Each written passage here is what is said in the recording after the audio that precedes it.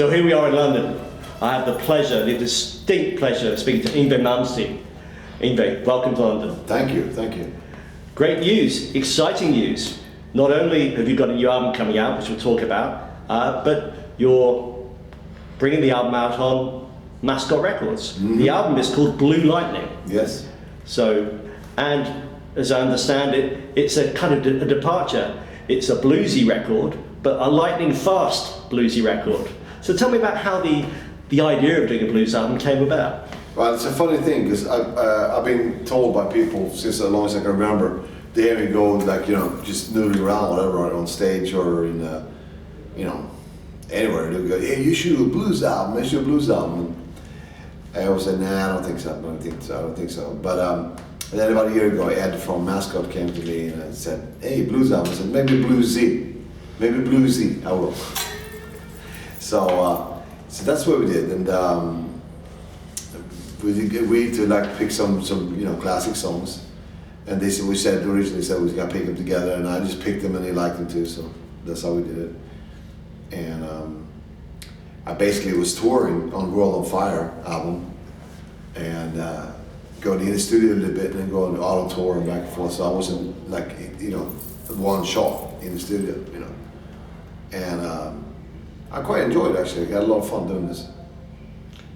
And the great thing about the album is it's a mixture of instrumental tracks, covers, some originals, and also you're singing on a lot more tracks than you have on the last few albums. Yeah. Your voice is sounding really good. It's really come into its own. Thank you.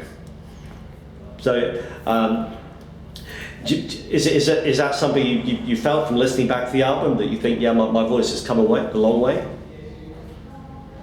I'm quite pleased with it. Yeah, it's a funny thing, because when I'm in my studio, like I told you earlier on, I have this new console being brought in and stuff. Every time I have new stuff to put in the studio, it's like an inspiration to go in and do something. And I had this brand new vocal microphone that they gave me from a company called YNGWIE, and it's got both tube and MOSFET inside the microphone. It's got tubes, and it's like a really amazing vocal mic, you know. So it was. A lot of times it was just inspiring to hear the great sound coming out of the microphone. So it was a lot of fun, that's what it was. Yeah. And I know that after usually you play bass on the albums. How about the drums and the keyboards on the album? I do some of the drums. Some of the drums are from another guy, but I do all other instruments: the bass, keyboards, the guitars, vocals, everything. All the butts, I do everything. So I remember reading that I mean, you're obviously a tremendous musician, but people know you for the guitar, but you play many more instruments. I heard the cello. Yes. You mentioned the sitar. Yes. Any other sort of hidden talents? Banjo, maybe? No, it's mostly the ensemble over here on the record. Because you think you played cello on the acoustic album you had out not that long ago. Mm-hmm. But that was kind of a one-off, was it, for the cello? I did a couple albums, you know. I just like the sound of it. And one thing I know that you're inspired by musicians, composers, the early Baroque composers like Paganini and Vivaldi, violinists. Did you ever play the violin, or have you ever been kind of inspired to pick up the violin? I did try to play violin sometimes, and I have one. But it's a very different animal, you know. It's very small, and the cello was easier to pick up. My brother was an amazing violinist, God bless him. But no, I'd rather just take the violin inflections and put them to the guitar. Cool. And if we look at the track listing, that there are a total of 12 songs. About 4 originals and then 8 covers. There's some really interesting ones we'll talk about briefly. So let's look at Demon's Eye, first of all, Deep Purple song. Am I right that you recorded that on the Inspiration a long while ago? Mm-hmm. So you revisited it for this album. Yes. What was the reason for doing that? Quite a few reasons, actually.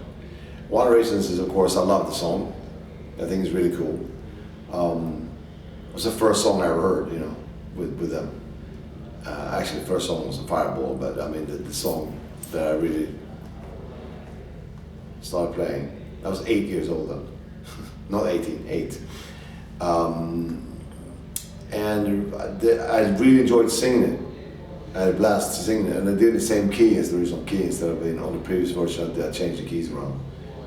So I'm much more happy with this version. And towards the end of the album, you've got "Smoke on the Water." Is that something you've been itching to do your own cover of? It's something I've been doing on stage since forever. Just why not? It's just throw it on because it's a great, fun thing to do, you know. And I think one of the tracks that for me stood out, not only because it's a great way to finish the album, but it's like that's a Clapton song, "Forever Man." From I mean, it's almost from Clapton's Armani years, right, rather than the early Blues Breakers years. So tell me about the choice of that song. Well, I used to hear it on the radio back in the 80s, and I see it on MTV all the time. I used to think, wow, that's a great song. So one of the natural ones for me to try out was that, because, you know, when we started talking about this, doing this project, you know, I figured out songs I really dug, you know, like the ZZ Top and, you know, Rolling Stones and different ones, Beatles, you know, not just the standard ones. And that was one I always dug, so I really worked that one. That was great working that one out. Yeah. And it's nice because you listen to it. If you don't look at the track list, you go, "That's really familiar. Now, is that an original?" And because your take is that the melody's there, but obviously the arrangement is a more is more type of arrangement. Yeah, yeah. No, it seemed to take it into my house, so to speak. For me, one of the standout tracks is an original composition, 1911, "Struts." Yeah. It is kind of got that ZZ Top vibe, but again, you brought it home. Right. That was what I did on purpose. I wanted a little more higher tempo, up tempo one. So I kind of like we need like an up tempo one. So let's do that one together. It's a lot of fun too. And what's ironic, and I guess it might be deliberate, is the song after that, "Blue Jean Blues," is a ZZ Top song. Yeah, it is. So yeah, people wouldn't have necessarily imagined, wow, Yngwie's doing ZZ Top, but folks, he is. Oh yeah. I love them. I always do. So in terms of guitar players, I mean, I know you have your own absolutely unique and amazing style and sound yourself. Are there other players, maybe Billy Gibbons, that you listen to that are completely different but inspire you in terms of their tone, their choice of notes? Well, very early on in my career, my musical life, so to speak, I actually leaned away from the guitar players and got very much into violin, classical violin, and that's, but I'd say 99.9999% of my influences, especially Nicola Paganini, Capricious. But I hear guitar players, I've heard guitar players since then, of course, that I admire greatly, like Allan Holdsworth, many other things. I like guitar players you probably wouldn't think, like Angus Young and at Brian May. I think they're all great. I think there's a lot of great guitar players out there. But as far as the influence, no. And I was interested by, because you're known as your own man, with your own direction, your own focus. But then equally, you went on the G3 tour originally, and then the Generation Axe tour with Zakk Wylde, with Steve Vai, and I think Steve even guested on Black Star on stage. Yes, and he's awesome. He's great. Me and Steve are like he's like my brother. 35 years more than that now. Shit. I love him. He's a great guy and he's a great player. And I was more than happy to be on this one.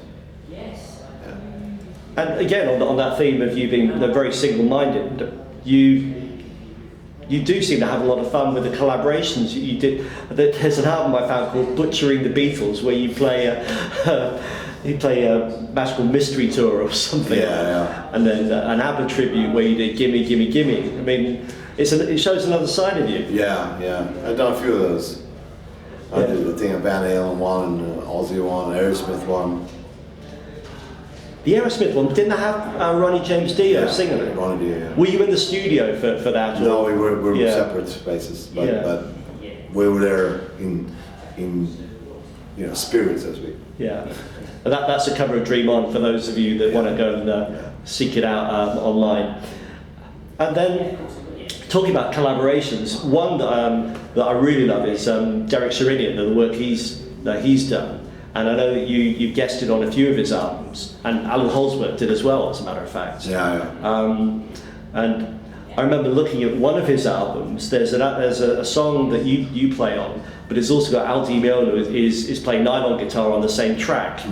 And I wonder what you think of Al, because he himself, when I've interviewed him, he talks about that he's a rhythmic guy. He's kind of a drummer that plays guitar, and I know that you have had a real love for drums as well. Yeah.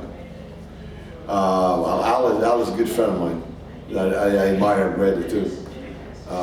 He actually lives not far from me. One of his places. And I didn't hear that particular one, but of course I've heard Al Di Meola. Love his stuff. And just a couple of other things through history that I think that people want to or be interested about. You played, as far as I remember or read, a gig with the Ian Gillan Band, or Gillan as it was, in about 1990 with Ted McKenna, who sadly just passed away. Oh, I know. And so what was it like for one night stood on the stage next to Gillan? It's a lot of fun. Actually, we played Speed King, we played Demon's Eye, I think we played Demon's Eye. We played Black Knight, Lucille, and one more. But I actually had an even more interesting, I did a tour with Deep Purple in 2009.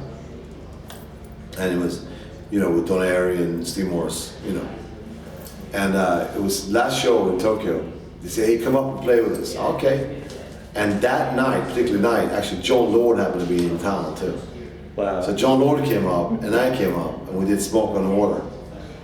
And it was crazy cool, That was really good.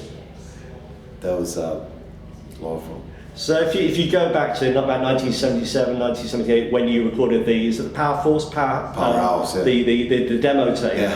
Yeah. Would you ever imagine that all those 40 years on, we'd be having this conversation talking about? To be honest with you, I didn't know what to expect about anything, but that was a few years before I actually moved out. So I did everything I could in Sweden, and it wasn't going very well. So I made a lot of tapes, and I would send them out all the time, and I sent it to Guitar Player magazine, and they said, you gotta come to the States. And that was like 82. So. Did you know that's 200 years after Paganini was born? 1782. Yeah. Yes, I know. Yeah. He died in 1840. So it's a kind of a weird and wonderful synchronicity. Yeah. And Vivaldi, I think when you did the tape in 78, that was 300 years after he was born. Wow. Well, you know more than I do about this. I know this, that Enzo Ferrari was born March 6, 1898, and my son was born March 6, 1998. And your son is named after Vivaldi, if I'm not mistaken. So did you think for a while, should I call him Niccolo after Paganini? I did think of both, but I thought Antonio was the better name.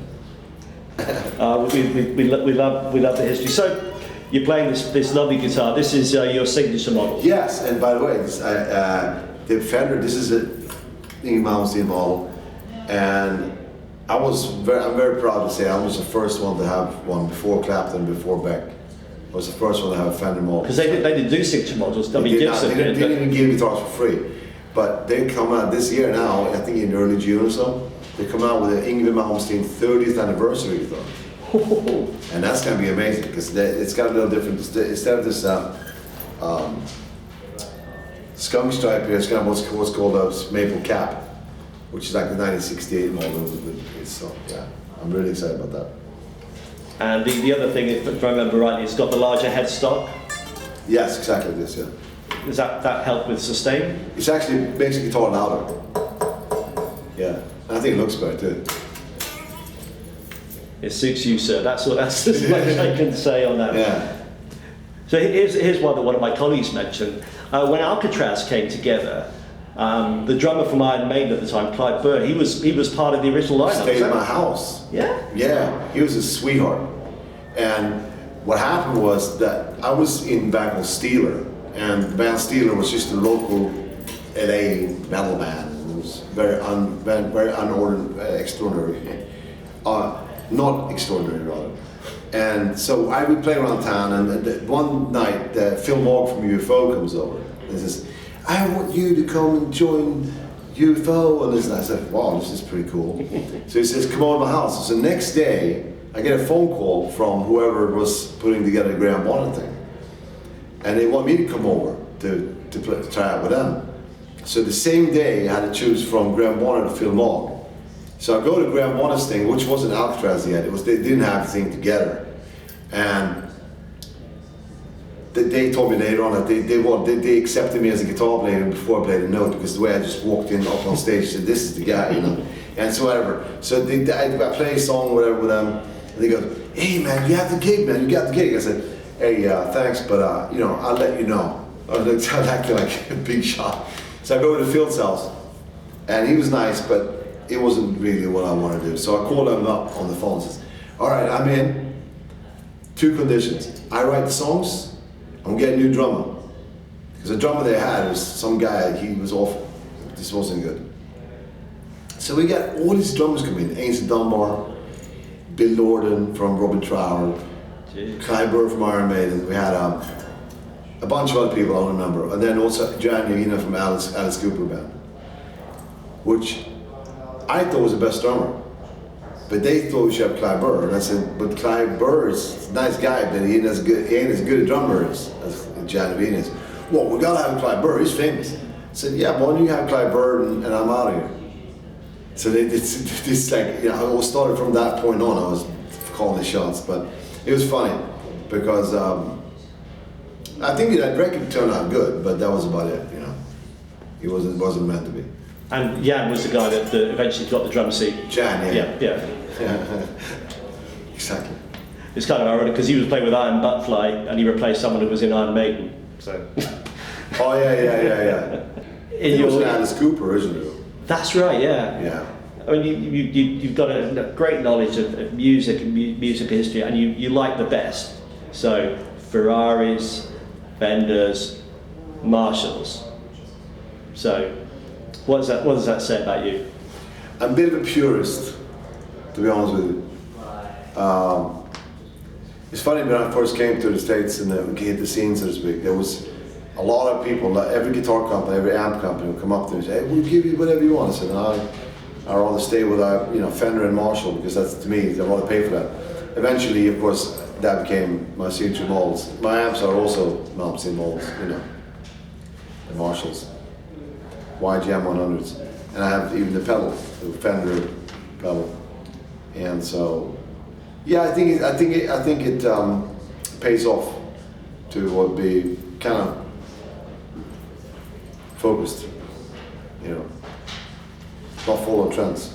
Well, certainly you can tell the tone when you play live and on the record. It's biting, it's overdriven, but it's overdriven without being sort of harmed by this. It's clean, but it's not too fuzzy. It's a great definition to the sound. Yes, thank you. But I guess that's for the power of the single Duncan pickups, right? Yeah, these pickups, and then of course the Marshalls and the cabinets are 300-watt cabinets, which are they give very clear reproduction of the sound. You know, whereas a 100-watt cabinet, you get what a lot of people like, cone distortion. I don't like that. You know, so there's a lot of few, and also how you mic it, put a compressor on, you know, a few tricks. And I mean, talking of tricks, and I know it's not a trick. A lot of people say, "Oh, well, Yngwie's on stage. You know, he's got his band to the side because he's got the wall of Marshall, so you can see from the moon." But yes. None of them are turned on, right? Yes. No, of course they're turned on. Exactly. So I want to dispel the myth that they're all fake. That they're all real. They're all real. Absolutely. Absolutely. You come behind and look if you want. I saw there's like a gear guide you did for one of your tours, and it's fascinating. Look at the back of the amp, and you've got like a 100 to a 50-watt switch, so you can use half the valves and stuff like that. You can if you want. Yeah. I tend to use the 100-watt nowadays because it's got more of a penetrating sound. You know, 50 is good for more like warmer tones. You know, you can do that. But for live use, I think the 100 is definitely more. What? So speaking of touring, well, before we started this, you mentioned the pretty busy schedule you've got. You've got I think about 30 odd US dates coming up in April. Yeah. So I assume you'll be playing stuff off the Blue Lightning album, the new album. Yeah.